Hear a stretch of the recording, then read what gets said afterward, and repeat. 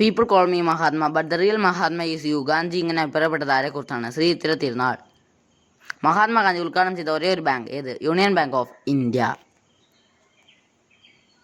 ജയലളിത അഭിനയിച്ച ഏക മലയാള ചലച്ചിത്രം ഏത്? ജീസസ്. അഭിഭാഷകരുടെ സ്വർഗം എന്നറിയപ്പെടുന്നത് ഏത് രാജ്യത്തിൻ്റെ ഭരണഘടനയാണ്? ഇന്ത്യൻ ഭരണഘടന. ചൈനയിലെ അശോകൻ എന്ന് വിളിക്കപ്പെടുന്ന ഭരണാധികാരി ആര്? ടായ്സങ്. ലണ്ടനിലെ ബക്കിംഗ്ഹാം പാലസിൻ്റെ മാതൃകയിൽ ഇന്ത്യൻ പണികഴിപ്പിച്ച കൊട്ടാരം ഏത്? കുച്ച് ബിഹാർ കൊട്ടാരം. ഗാന്ധിയുടെ ശവമഞ്ചം പിന്നീട് ഒരു പ്രശസ്ത വ്യക്തിക്ക് വേണ്ടി കൂടി ഉപയോഗിക്കപ്പെട്ടു. ആർക്കു വേണ്ടി? Mother Teresa. ഒരു ജീവിതകാലത്ത് തന്നെ കുള്ളനായും ഭീമാകാരനായും മനുഷ്യനായും ജീവിച്ചുവെന്ന് രേഖപ്പെടുത്തുന്ന ഏക വ്യക്തി? ആദം റെയ്നർ. നിന്നുകൊണ്ടുറങ്ങുന്ന ജീവി ഏത്? സീബ്ര. ഏത് രാജ്യത്തിൻ്റെ ദേശീയ ചിഹ്നത്തിലാണ് പുകയിലയും പോപ്പി ചെടികളുടെ ഫലങ്ങളും കാണാൻ കഴിയുന്നത്? മാസിഡോണിയ.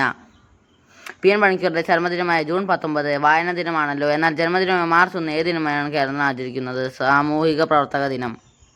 ഇഷ്ടപ്പെട്ടെങ്കിൽ ലൈക്ക് ചെയ്യുക, സബ്സ്ക്രൈബ് ചെയ്യുക. Thank you all.